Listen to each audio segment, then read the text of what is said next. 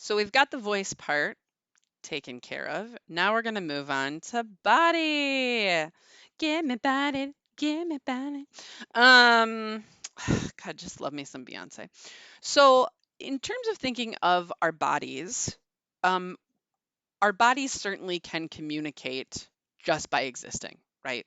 The way they're read, I'm thinking, race, height, gender. I mean, all of the things we read on a body. And I could go on and on about that because it's what I study and what I love in terms of like rhetorical meaning, feminist understanding of how certain bodies are treated differently than others. I love that stuff. But for our purposes, we're going to start in terms of movement and how movement, um, you know, uh, is involved. And when movement hits our body, how that matters in terms of communication. So here we go. Um, I'm going to go over sort of two basic things in terms of movement in bodies. I'm going to talk about kinesics and I'm going to talk about proxemics. So we will start with kinesics. What are kinesics? What a great question. Kinesics is the way body movements form nonverbal communication. The word nonverbal is interesting, and I have always wanted to teach nonverbal and have never had the opportunity to. It's almost like its own little like section of comm theory, which I just think is fascinating, right?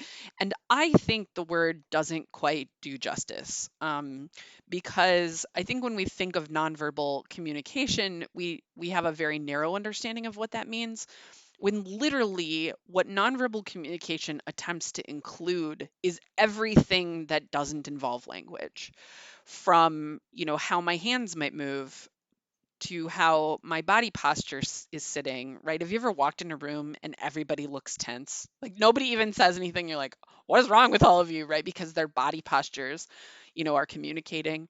To even how a body, like, have you ever put your hand on someone and the way that their body, feels, like either temperature or, like you can just kind of feel their energy. I mean, all of that is nonverbal communication. So I'm narrowing that down to specifically talk about the nonverbal communication that happens when body movements are formed.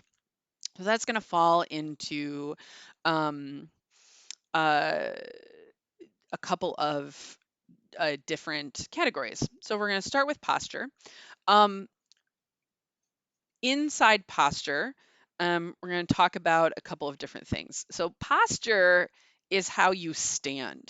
Um, if you can, if you're able and feeling up for it, you should totally stand up right now. Find a space where you can, you have a little bit of room and you'd stand up on 2 feet and you can kind of feel, right? Like if you start to rock back and forth, that feels different than if you're standing with your weight balanced.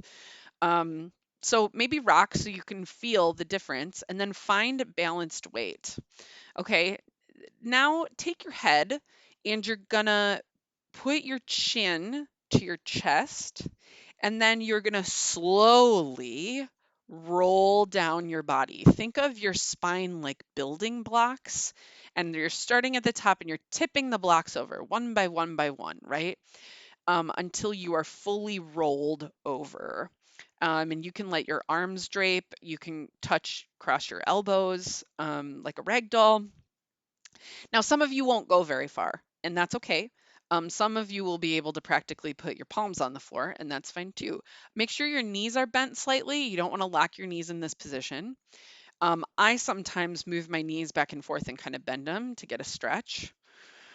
So take a deep breath here. And this is one of the ways to really feel how the breath is moving in your body. If you are able to have someone put their hand on your lower back while you're bent over like this, you can actually feel how your breath is pushing up into that hand. And if it's not, you're not breathing low enough, right? Which we'll talk about in a minute.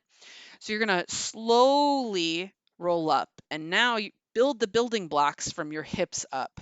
So slowly stack, really slowly come up, and roll up and you want to go really slowly because otherwise you will get lightheaded and fall over and we do not want that. um, Slowly Your head comes up last and floats here. This is the closest you can come to perfect posture without adjustment or help, right? So if any of you've ever been to a chiropractor, I go see a chiropractor regularly and they put my spine back in place. But doing this sort of rolling exercise is the closest you can get to perfect posture yourself. So now that we've sort of started to explore how our body has posture, we can think about how that happens. So these are three spectrums that I like to think of in terms of posture. The first one is contraction versus expansion. So thinking of contraction, right? Like what does it communicate when your body contracts inward versus what do you think it looks like when your body's expanded? I have a joke. I have a lot of loved ones, and whenever someone is being mean to one of my loved ones, I always joke like that my eagle wings come out, and I think of myself really expanded and like protective over them, like I'm gonna pluck your eyes out, right? Like, roar! Um, uh, the best way I think to think of these sort of postures is in terms of a bar fight, right? Like you wouldn't come to a bar fight contracted, right? You wouldn't come being like, yeah, come on, let's do this. Let's do this, right? No, you'd be expanded. You'd be fully expanded, like arms out, chest out, right? Those communicate to totally different things, but you can see how they're connected to each other. We also have withdrawal versus approach. Now, you can think about this in terms of even standing still, right? If I, withdraw, even if I'm standing still, I can see the withdraw versus the approach. And all of us actually walk in or move in one of those planes. I'm sure you'll be really surprised to find out I'm an approach person. So I'm always like a little leaning forward, shoulders out, ready to go. One of my favorite stories about my mom is this time that we wanted to ride this cog train in Colorado. It's the only and best way to go up Pikes Peak, the highest mountain. And you can drive, but you get car sick and it takes forever. Gross. The train is the best way, y'all. So they had no more tickets, but apparently you could show up and then they would try to get you on. And we pulled into the parking lot. My mom gets out of the car. The car's not even cool yet. And she's like, come on, let's go. And she like shoulders forward, strutting towards the ticket booth. And I turned to Matthew and I said, you watch this. We will be on that train, right? My mom's got such a great approach. um, and sure enough, not only did she get us tickets, she ran into someone she used to work with 20 years ago in Madison, Wisconsin, and we were in Colorado. So, yeah, shout out to my mom. She's amazing.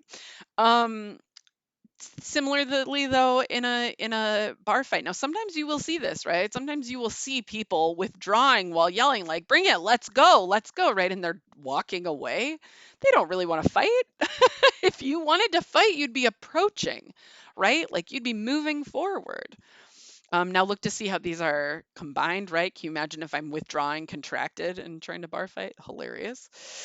Finally, thinking of like body orientation, I think of like going to the mall and you'll see people, or like if you go to the union or like a student union gathering place at lunchtime, you'll see everybody with their pop tips. Very few people stand in perfect posture. They all stand in sort of some type of body orientation. Also thinking of like how body orientation, like we have sort of normative body orientations for certain things. Like if I tell you to crawl, you know what body orientation that is, right? Um, or if I say like strike a sexy pose, like you wouldn't do this, right? Like you would know what that means in terms of body orientation. So this is how our posture, moves in ways. Um, that communicate different things, and again see how those are connected to each other.